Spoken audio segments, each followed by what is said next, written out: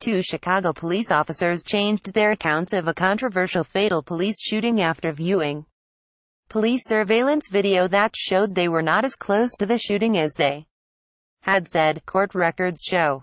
The altered accounts raised doubts about the official narrative of the shooting of 19-year-old Rashad McIntosh, who police said pointed a gun at an officer before he was shot. The questions come after Chicago's police oversight agency took the unusual step this summer of reopening its investigation into the 2014 shooting on the West Side. McIntosh was shot on the back porch of a brick two-flat in the 2800 block of West Polk Street after he fled on foot, as numerous officers pulled up to investigate a tip about guns.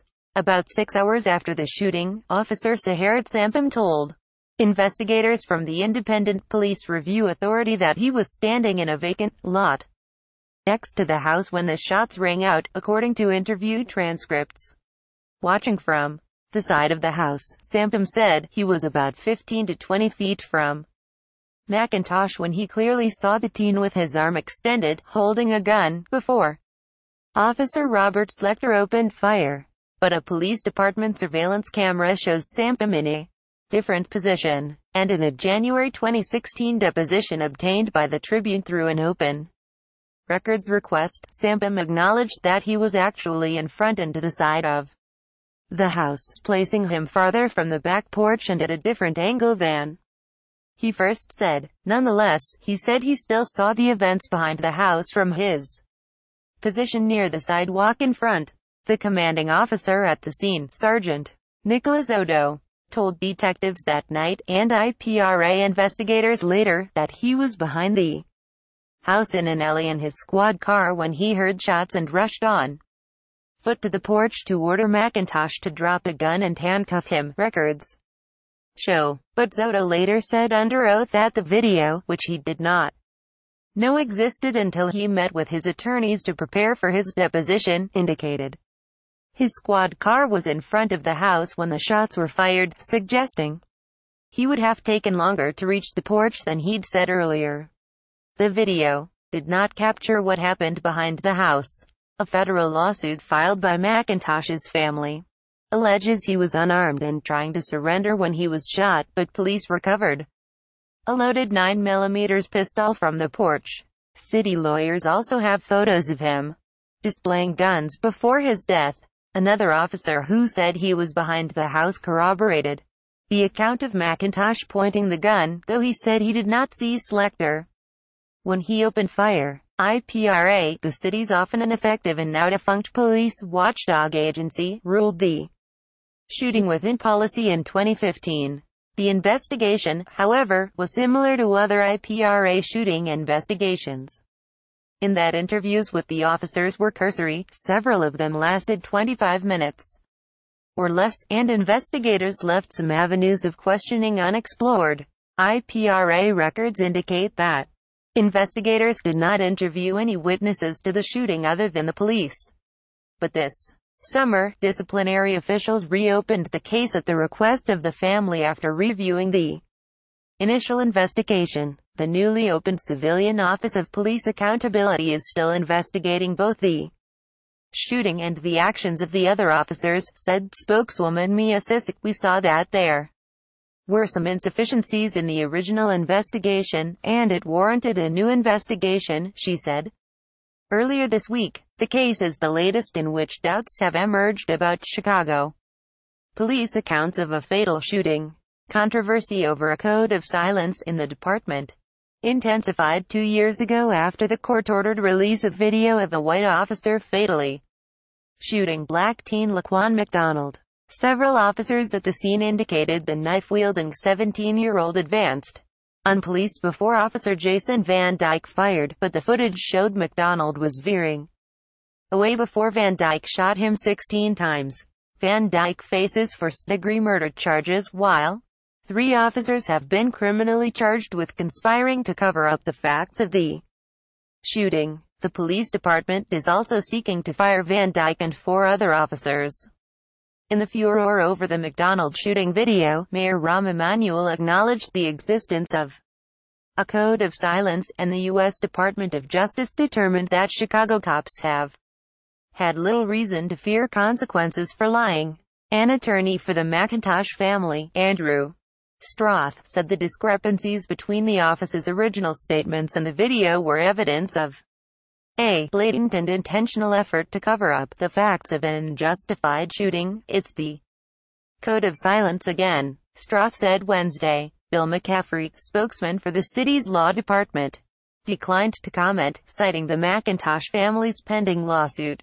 Neither Zotto nor Sampam could be reached for comment, and several attorneys for the officers involved either declined to comment or could not be reached. Though McIntosh died before the McDonald video upended policing in Chicago, his death drew attention because it happened weeks after an officer's fatal shooting of Michael Brown in Ferguson, Mo, touched off violent protests there. See more videos. The incident unfolded on a sweltering evening in August 2014 as McIntosh stood with a group of men along Polk near California Avenue.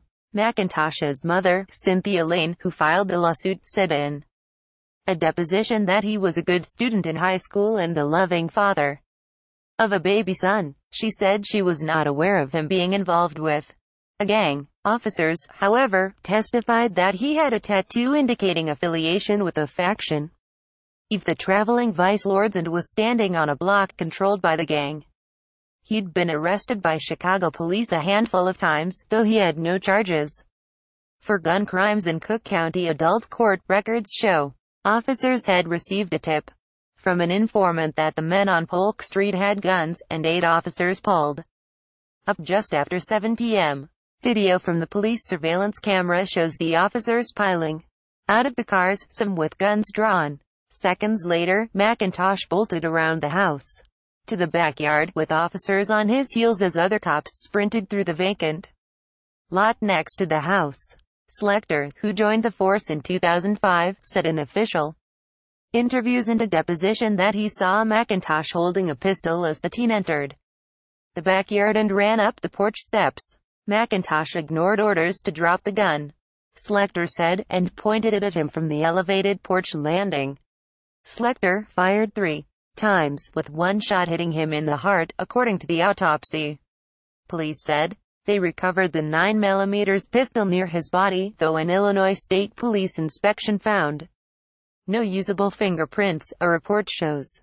Toxicology tests found no substances in McIntosh's system, according to records from the Cook County Medical Examiner's Office. Along with Slechtor and Sampam, a third officer said he saw McIntosh point the gun. Officer Patrick Bowery said in official statements and a deposition that he was in the alley and saw McIntosh point the gun at Slechtor, though he said he didn't know Slechtor's exact position in the yard because he was focusing on McIntosh. He said he was sure McIntosh was pointing the gun at Slechtor, though Bowery could not be reached for comment. See more videos. Sampam was the only officer who said he could see both McIntosh and Slechtor, the officer who shot him, at the moment of the shooting. Sampam, who joined the department in 1998, told IPRA investigators about 6 hours after the shooting that he had heard Slechtor tell McIntosh to drop the gun, according to a transcript. Sampam said he ran and stood near a truck parked in the middle of the vacant lot. Watching from the side of the house, he saw McIntosh holding a gun with his arm extended before the officer shot him, he said. But the video, which has no audio, shows Sampam near the sidewalk in front and to the side of the house in the moment when the man being detained by police can be seen ducking and scattering as shots apparently rang out. Sampam said in his sworn statement that he couldn't be sure that was the moment of the shooting, but he also acknowledged he was near the sidewalk when the shots were fired, contradicting his early statements. Still, he said he could see Slechtor in the yard and McIntosh on the rear porch pointing the gun. I mean, I have a diagonal view, sort of, like, maybe a diagonal view of the yard, so I have a good amount of the yard, he said in the deposition. Stroth said there was no possible way Sampam saw the shooting from the front of the house in the way he described. His narrative is false. Stroth said. Zotto, a 21-year department veteran who has since been promoted to lieutenant, told detectives shortly after the shooting that he had pulled his squad car around the block and was driving in the rear-alley when he heard shots, according to a detective's handwritten report. 2 months later, he repeated that account to IPRA investigators, saying he heard the shots, jumped out of the car and ran through the backyard to the porch, according to a transcript of his deposition. Zotto said McIntosh was still holding the gun after being shot and falling to the porch, and that he ordered him to drop it. McIntosh did so, he said. Zotto then handcuffed McIntosh with Slechter's help, he said.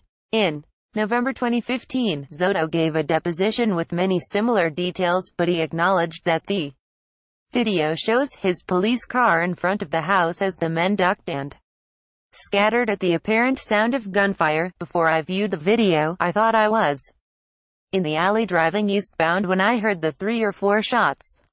Obvious. According to the video, I was still on Polk, heading westbound, he said. Dinkle at ChicagoTribune.com. Twitter at Dinkle-related. IPRA reopens investigation into fatal 2014 shooting by Chicago police. Related protesters march on West Side after fatal police-involved shooting. More stories. Chicago's cop crisis.